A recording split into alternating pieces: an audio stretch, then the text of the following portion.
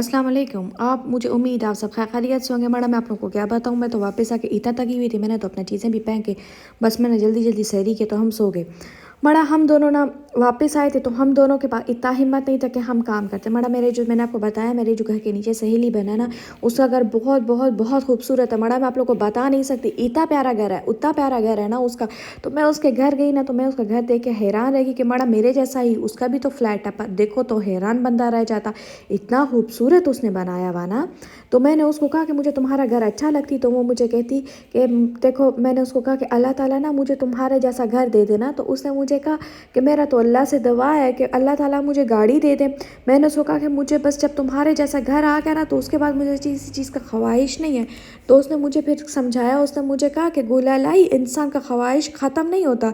तो मैं आज मेरे जैसे घर का ख्वाहिश है, मुझे तुम्हारे जैसे गाड़ी का ख्वाहिश है, तो इंसान की ख्वाहिशात बढ़ता जाता। तो फिर मुझे समझ आया वाकई में तो बड़ा नाशुक्री लड़की है।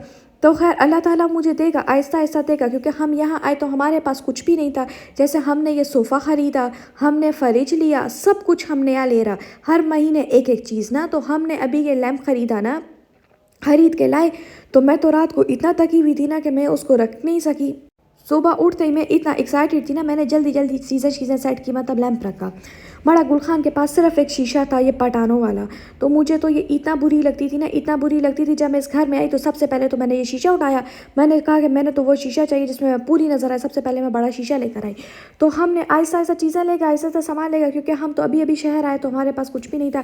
गुलखान के पास एक सिर्फ मैट्रेस था जिस पर वो सोती थी, और बस एक उसके पास शीशा थी ये वाला जिसमें वो कंघी करती थी, तो बस वो दफ्तर चली जाती थी।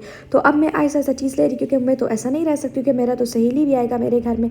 तो बड़ा मुझे आज इतना अच्छा लग रहा है ना कि जैसे वो वीडियो में कहते हैं ना, मेरा अपना घर होगा, मैं अपनी मर्जी से सब कुछ लगा सकेगा, सब कुछ कर सकेगा। तो ये देखो, ये मैंने रग भी वहीं से लिया था, ये मैंने लालटेन भी वहीं से लिया, ये शीशा। अब मेरा इतना अच्छा घर लग रहा है ना, माशाल्लाह।